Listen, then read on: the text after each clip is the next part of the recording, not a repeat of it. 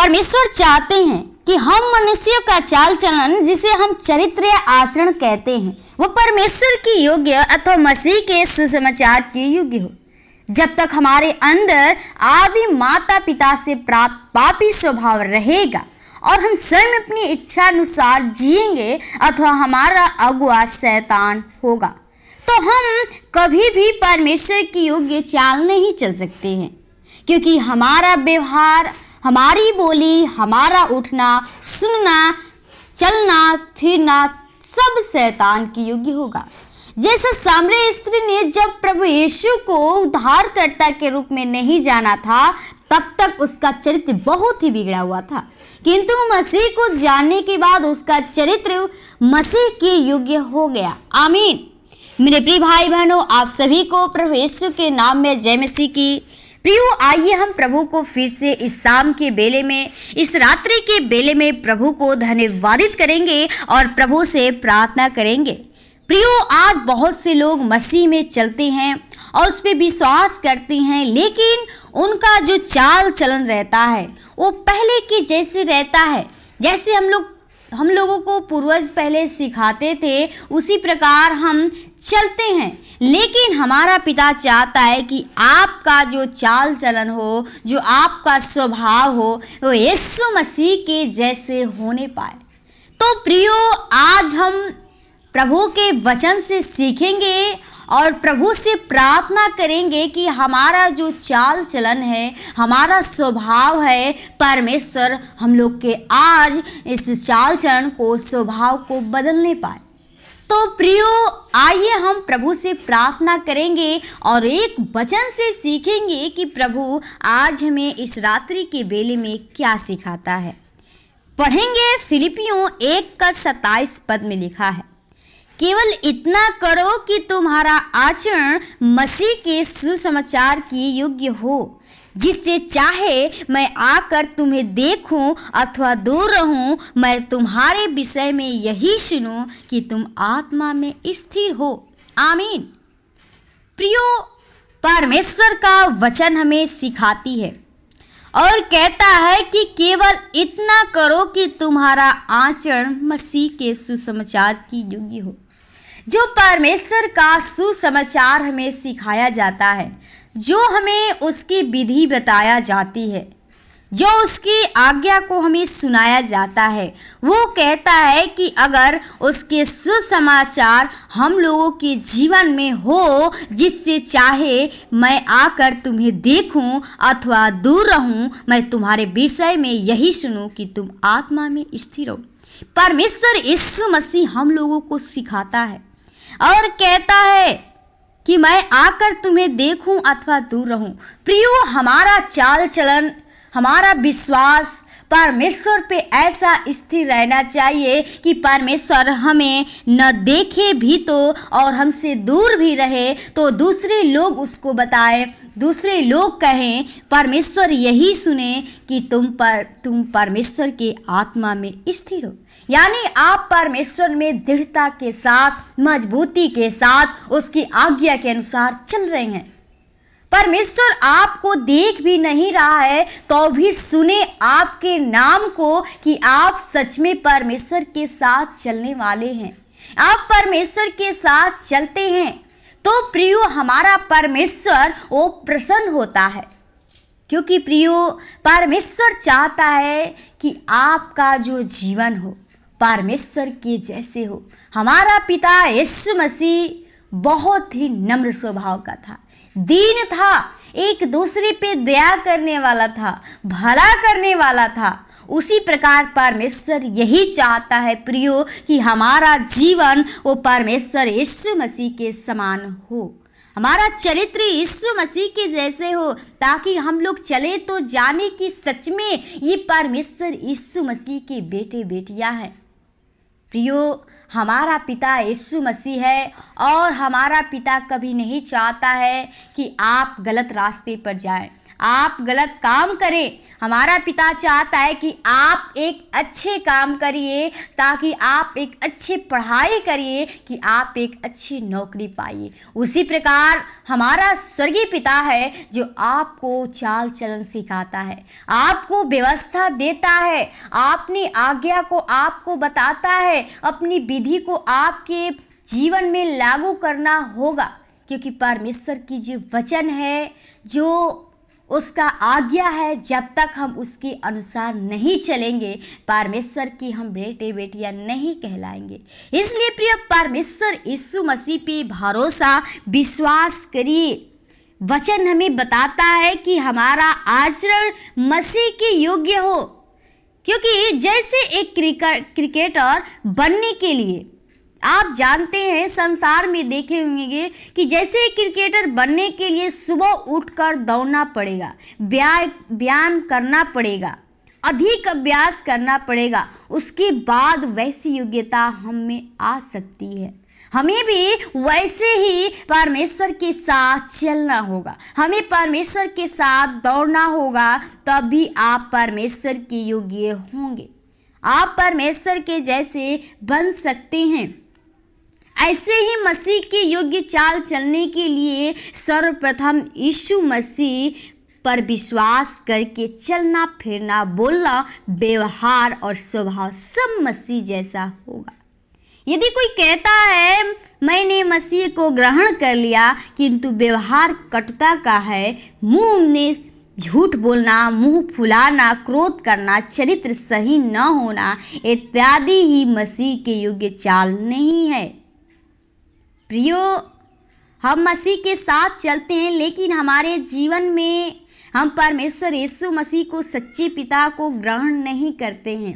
हमारे जीवन में झूठ बोलना, एक दूसरे से मुंह फुलाना, क्रोध करना, एक दूसरे के साथ शत्रुता करना हमारे जीवन में रहता है। वो हमारा चाल चलन चरित्र नहीं बदलता है, तो हम परमेश्वर की योग्य नहीं कहलाएंगे, हम उसके बेटे बेटियां नहीं कहलाएंगे। लेकिन पिता हमारा चाहता है, परमेश्वर यही चाहता है कि आपका जो चरित्र है, आचरण है, वो परमेश्वर के योग्य हो। उसकी जो हमें वचन सिखाया जाती है, उसके वचन के अनुसार अपने स्वभाव को बदल लीजिए। हमारा स्वभाव बदलना चाहिए। एक उदाहरण बताएंगे। एक प्रेमा नाम की एक स्त्री थी, जो तरह तरह आभूषणों और सौंदर्य प्रसाधनों से, बहुमूल्य वस्त्रों से अपने को संवार कर समाज में एक आकर्षण का साधन बनी हुई थी। उसका चरित्र समाज में इतना गिर चुका था कि लोग उसके नाम से घृणा करने लगे थे। एक बार वो बहुत बीमार हो गई। वह पादरी साहब के पास पहुंची। पादरी साहब को दूर से देखकर उसकी आंखों में आंसू आ गए। जब वो उसके नज़दीक पहुँचे तो पादरी साहब ने कहा, बेटी मुझे देखकर मत रो, बल्कि पिता परमेश्वर से अपने पापों के क्षमा हेतु आंसू बहाओ। वह आपको चंगाई देना चाहता है, वह आपसे प्रेम करता है। उसने आंसू बहाकर प्रार्थना की, प्रभु यीशु जी, मेरे पाप क्षमा कर दीजिए, मैं आपकी योग्य नहीं हूँ, मेरा चरित्र खराब है। ऐसी प्रार्थना के बाद पादरी साहब ने उसके लिए प्रार्थना की तो उसका रोग जाता रहा, यानी खत्म हो गया, और उसके मन में बड़ी शांति आई। अब उसका खराब चाल चलन मसीह में बदलता गया।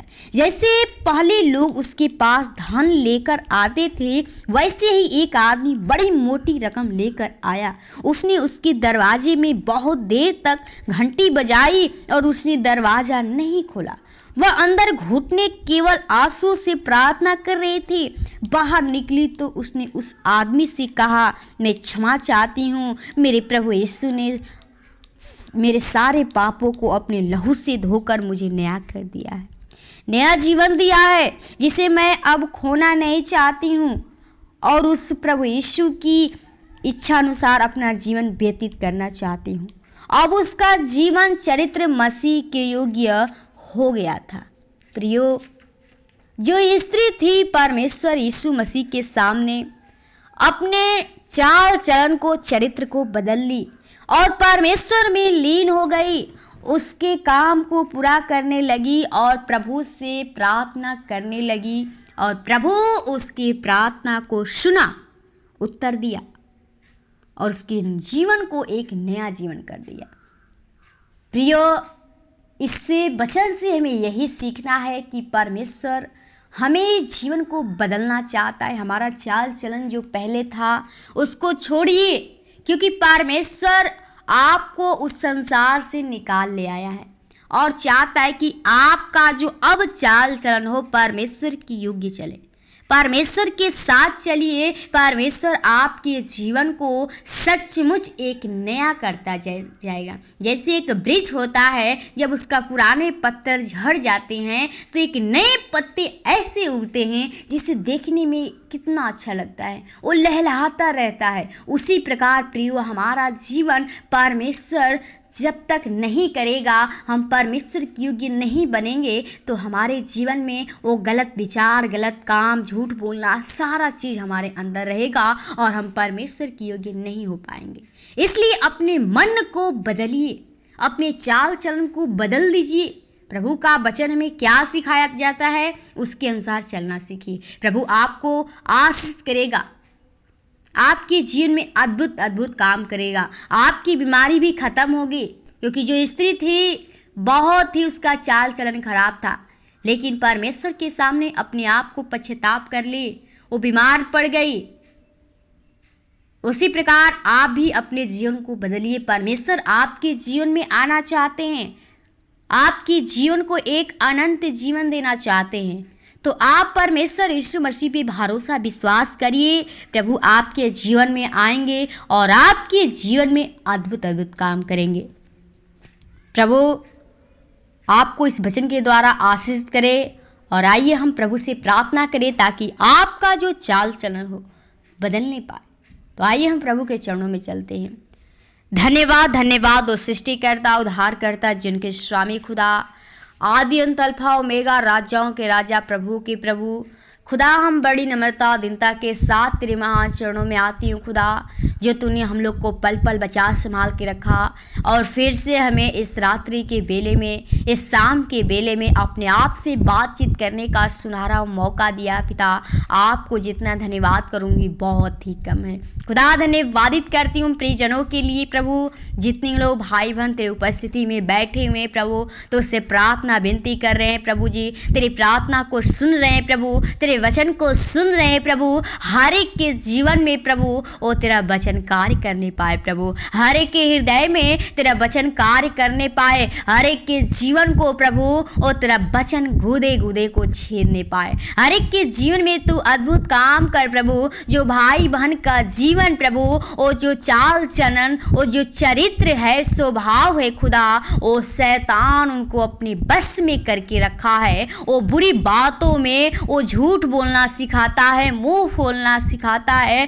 क्रोधित करना सिखाता है। खुदा हम चाहते हो उससे उनका जीवन को बदल दे प्रभु जी, उनके एक नए जीवन दीजिए ताकि और भी तेरे नाम की बड़ाई कर सके, क्योंकि प्रभु तू हमें वो अनंत जीवन देने के लिए आया है और हम चाहते हो कि हर एक की आत्मा बचे और तेरे राज्य के लिए तेरी बड़ाई करने का जीवन बनने पाए। खुदा हर एक के जीवन में तू अद्भुत अद्भुत काम कीजिए। हर एक के जीवन में अगर कोई बीमारी है, परेशानी है प्रभु, हर एक के जीवन को बदल दे प्रभु। हर एक का चाल चलन तेरे अनुसार होने पाए, तेरे जैसे होने पाए प्रभु। हर एक का जीवन नम्रता दीनता का साथ होने पाए, हर एक का जीवन प्रेमी जीवन होने पाए, हर एक मनुष्य तुझ पे विश्वास भरोसा कर सके खुदा। हर एक की आत्मा को बदल दे, हर एक के मन को बदल दे प्रभु। हर एक का जो चाल चलन है प्रभु वो बदल प्रभु, ताकि हर एक मनुष्य तेरे अनुसार चल सके, तेरी बताई हुई मार्गों के अनुसार चल सके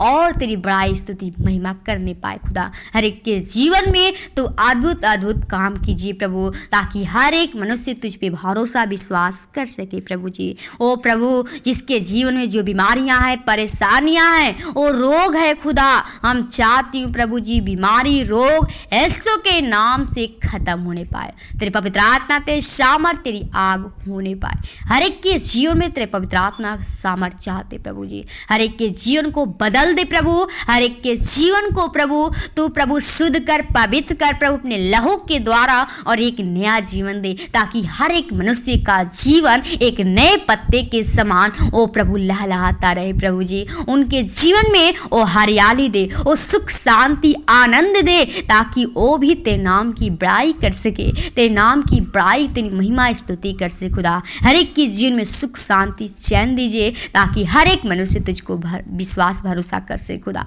हर एक के जीवन को आपके लहू के बारे में छिपाते हैं। हर एक के जीवन में जो कार्य करते हैं लोग, हर एक के कार्यों में तू सफलता दे प्रभु जी। जिसके जीवन में प्रभु जी वो जिस वस्तु की घटी है, लोग गरीबी में परेशान हैं, अनाथ लोग, विधवाएं लोग हैं, बेसहारे लोग हैं, हर एक के लिए विनती प्रार्थना करती हूँ प्रभु। हर एक के जीवन में तू अद्भुत अद्भुत काम कीजिए, ताकि हर एक लोग तुझको जान सके, पहचान सके कि तू सच में खुदा हमारा सच्चा पिता सिर्फ तू ही है खुदा। हर एक के जीवन में तू अद्भुत अद्भुत काम कीजिए, हर एक के जीवन को प्रभु तू बदल दे, हर एक का जीवन प्रार्थना करने वाला जीवन बने प्रभु। हर एक मनुष्य के जीवन में जिस वस्तु की घटी है वो तू स्वर्गीय भंडार से पूरा कर प्रभु जी। ओ खुदा, जिसके जो कार्य करते हैं लोग प्रभु जी, उनकी बिजनेस में, उनके कार्यों में, उनके प्रभु जी जो भी कमाई है प्रभु, हर चीज में तू बरकत कीजिए प्रभु। हर एक के कार्यों में उनकी बरकत कीजिए और उनको आशीष कीजिए प्रभु, ताकि और लोग तुझ पे भरोसा विश्वास कर सके खुदा। हर एक की तू सहायता मदद अगुवाई कर प्रभु जी। हर एक के तू साथ साथ रह प्रभु, क्योंकि तूने हमसे वाचा वादी है कि मैं तुझे कभी नहीं छोड़ूंगा और ना मैं तुझे कभी त्यागूंगा खुदा। हम चाहते हो हर एक के तू साथ साथ रह प्रभु, ओ तू हर एक की तू अगुवाई कीजिए खुदा। हर एक के जीवन को, भाई बहन कलिसिया परिवार को, ते दास दासियों को, लीडो पास्टरों को, दोस्तों परिवार को आपके लहू के बारे में छिपाते हैं। आज की इस रात्रि के बेला को आपके हाथों में चाहते हैं एक अच्छी नींद दीजिए, ताकि सुबह उठकर फिर से हम लोग तेरे धन्यवाद विनती प्रार्थना करने पाओ खुदा। हर शैतान के बुरे चाल से, लालच से, व्यभिचार से, पाप से बचाना, जीवन को शरीर पर आत्मा के लहू के बारे में छिपाते हैं। धन्यवाद के साथ विनती प्रार्थना यीशु के नाम से मांगते हैं, सुन और दया से कबूल कर, आमीन आमीन। खुल जाएंगी किताब